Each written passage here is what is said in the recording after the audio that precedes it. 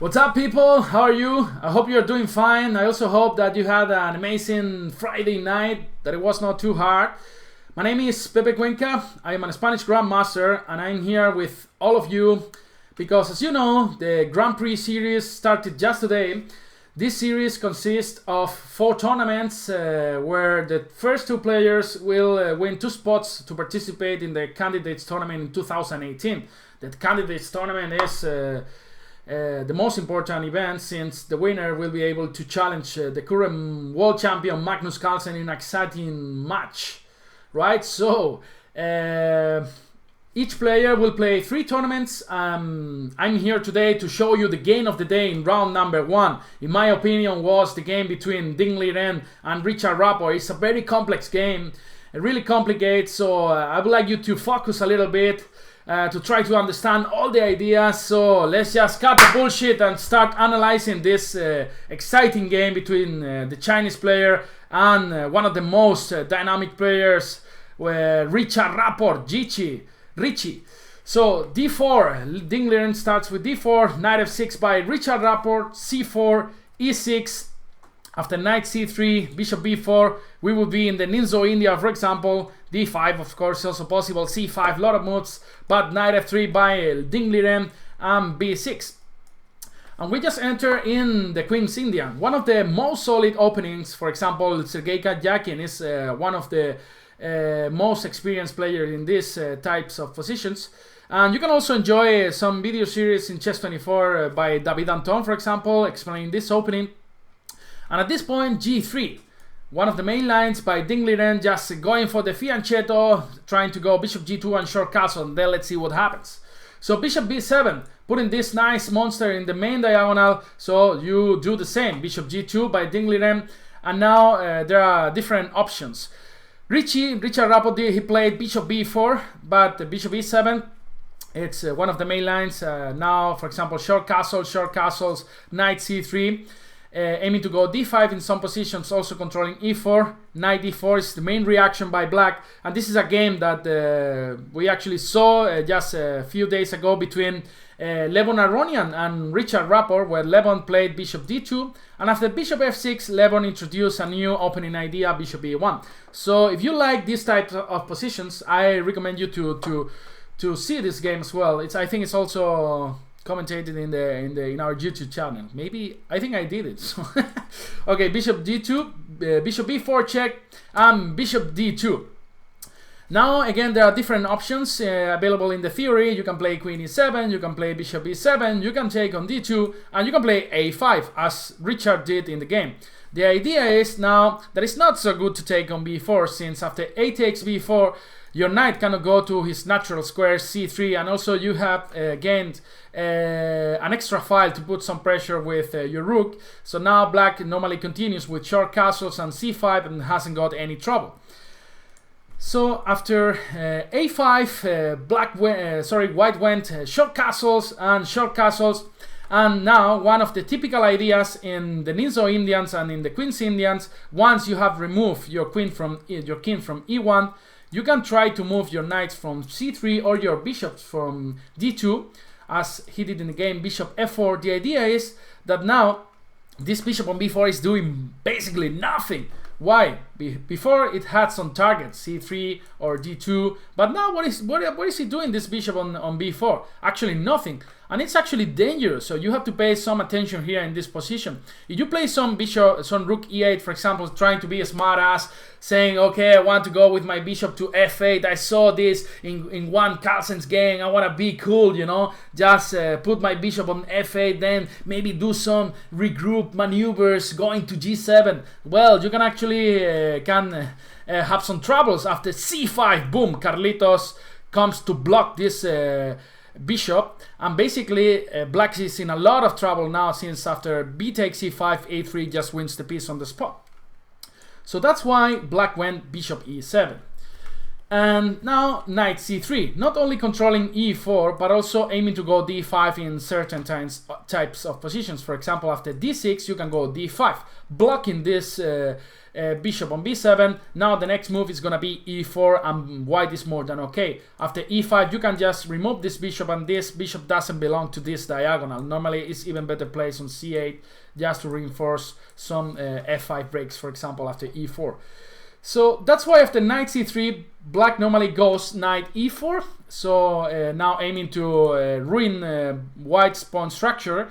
And now there are several options for white as well at this point. So rook c1, for example, queen c2, or knight takes e4. But at this point, Liren played almost a novelty, the move queen d3. Black took on c3.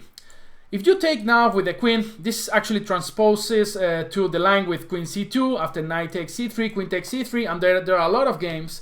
But Liren's idea was to take on with the pawn on c3. And now this queen on d3, you compare the situation with the queen on c2, maybe it's a bit better placed, because you are actually defending one of the weakest points of white's position, this c4 pawn. As you know, as you can see, white has a nice position, you have a lot of space, you are going to continue with e4, etc, etc. But the bad news is, as in many of these Nimzo Indian or Queen's Indian positions, is this weakness, right? So black is going to try to explode this. And you have to be careful at this point, because there are different tricks. For example, if you go knight a6, that is actually a cool move as well. You don't want to go knight c6 because d5 is coming. There is boom, knight g5. You are targeting the h7 pawn. You want to go checkmate, and the b7 bishop is unprotected. It's not losing because you can take on g5, but after bishop takes b7, you force this rook to go to a7. Let's say bishop takes, and you just go back. This rook on a7 hasn't got any future, right? What is this rook doing here? Nothing. So yeah, this position is much better for white. So that's why Richie went queen c8, defending this bishop on b7. So now there are no tricks related with knight g5. Liren continues with e4, gaining some space in the center, and d6, rook fe1, defending the e4 pawn, knight d7, and rook a d1, bringing your rooks to the center. This is what our teacher taught us in the school, right? At this point, black has some problems. I mean, related to space, right? Because as you can see, all his pieces are in the 7th rank and has some space problems. And at this point, Richard Rapport played some really interesting move. It's a4, actually giving this a5 square for the rook, where actually cannot be attacked easily, and also helps to perform this e5 break with black. So it's actually really interesting. h4 by Liren. In these types of position, white normally tries to create some sort of attack against the black king, and as I told you, black normally tries to hold on a little bit and try to attack a little bit this c4 weakness. So rook a5 by Richard Rapport, maybe aiming to go e5 in the next move. So a nice prophylactic move by Liren, bishop c1. And one could say, why you want to retreat your piece? Are you crazy? Are you crazy, Pepe? You don't know nothing about life. Now the point is, after e5, that you actually don't have to remove your bishop. You can go bishop a3, and this is extremely annoying for black, this diagonal, as you can see. So for example, let's say queen d8, and now boom, another soul here. You look at these two souls. They are so happy, these two little monsters, these two little kids here. Now you want to go bishop b4, maybe removing this rook, and then d takes e5 is actually a threat, because all these pieces are hanging, so it's actually quite dangerous for black, this position. Instead, Richard Rapport, he realized about this, and he played rook e8, just keeping the tension, maybe want to go bishop f8 in the next move, and now knight h2 from Liren. So it looks clear, more or less, that maybe it's really possible that this position will end up with a pawn on e5 and with a pawn on d5.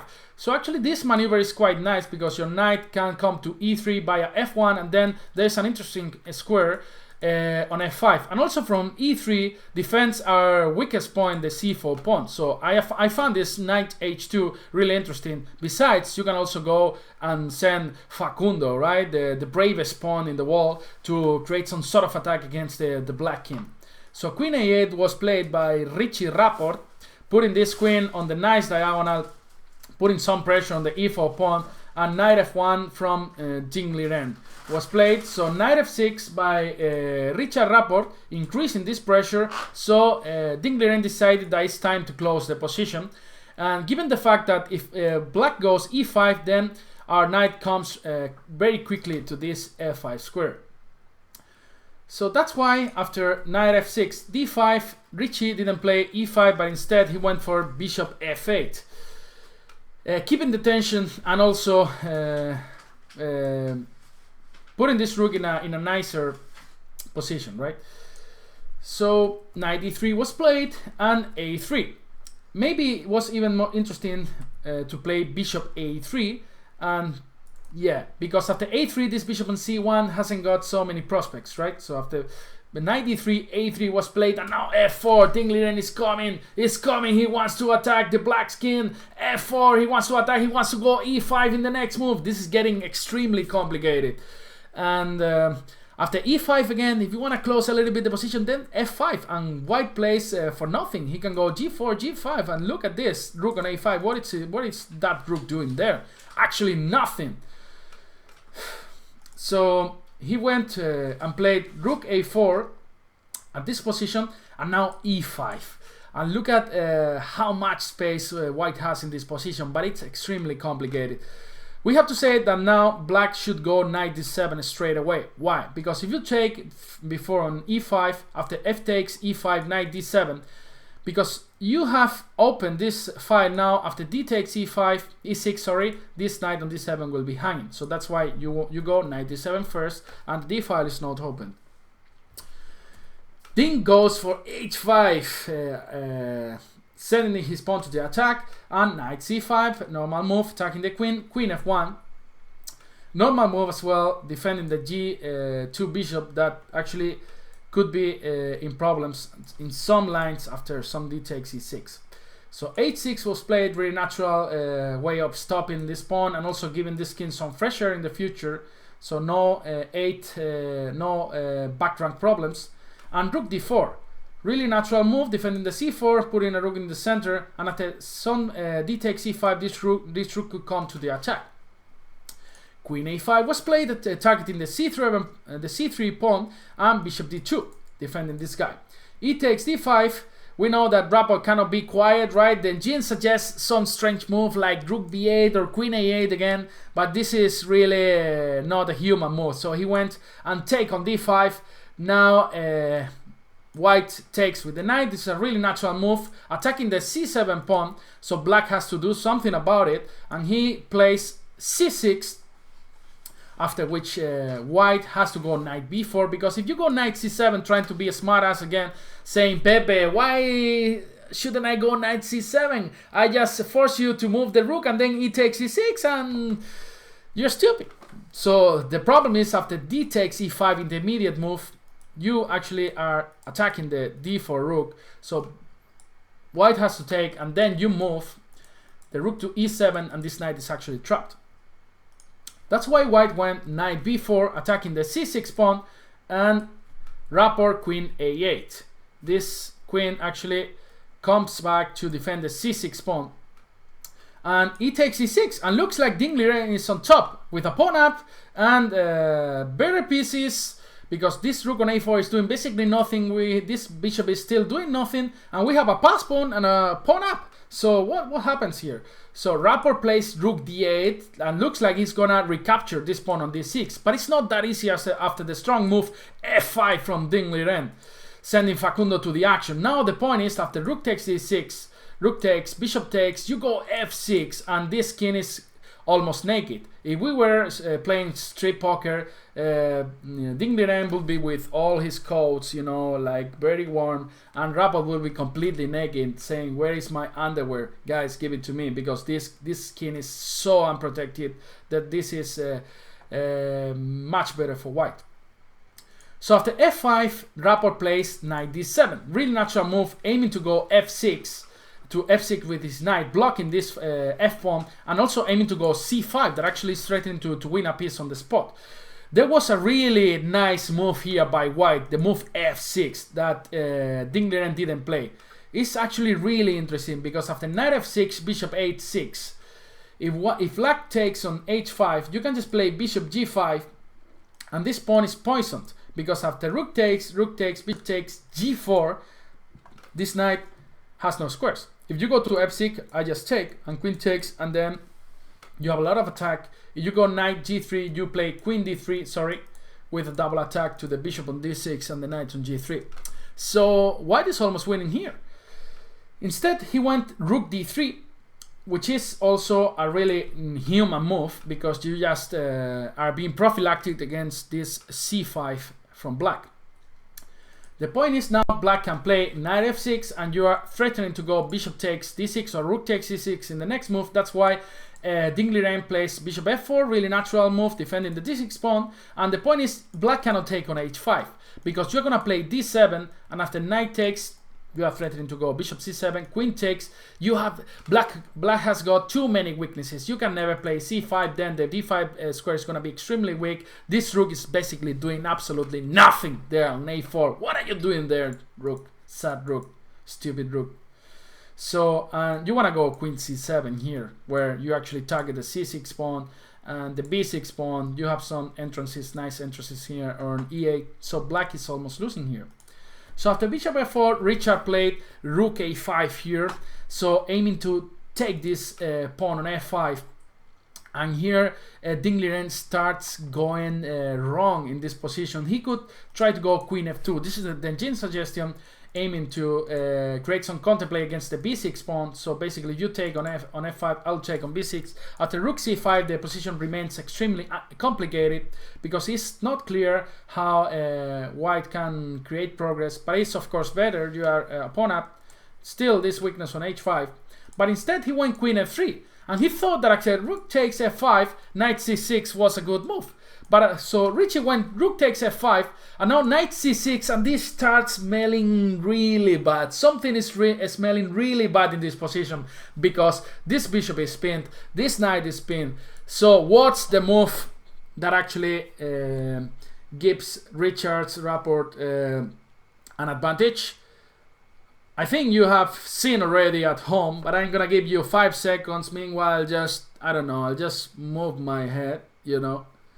So what's the move here? The move is rook takes c6. What's the point? White cannot take this rook with the bishop because the queen is gonna fall. And after rook takes, bishop takes, now the material is balanced, but as you can see here, there are gonna be a lot of changes. Black is aiming to take everything on c6 and then taking on f4. So if you do nothing by playing rook e2, then boom, boom, boom, boom, boom, boom. And after g takes, rook takes, black is actually winning. You see the h5 point, the h5 pawn is gonna fall, c3, c4, a2, black is a pawn up, so white is just losing. So he went to and played knight e7, so bishop takes, queen takes, check, intermediate, king f1, take, knight h5, and white has to resign, more or less. After rook e8, bishop f8, this bishop is gonna fall. And then you will have 3 pass pawns versus nothing. And you cannot go bishop e4, there's knight g3. You cannot go rook e4, there are many moves, g5, knight takes e3, winning the rook on the spot. So white has to resign. So this was an extremely complicated game. The middle game was really a mess. But Richard actually held very well and defended very well. So he took the full point. And now we have only 3 players who won the first round. So one is MBL, Mickey Adams, and Richard Rapport. So it's going to be extremely interesting. I remind you that you can follow all the action at 12 p.m. Central European Time, 12 Central European Time every day. So yeah, try to enjoy the tournament. I hope you guys enjoyed the analysis. So have a nice the rest of the weekend. See you soon. Bye bye. Bye bye. Na, na, na, na, na, na, na.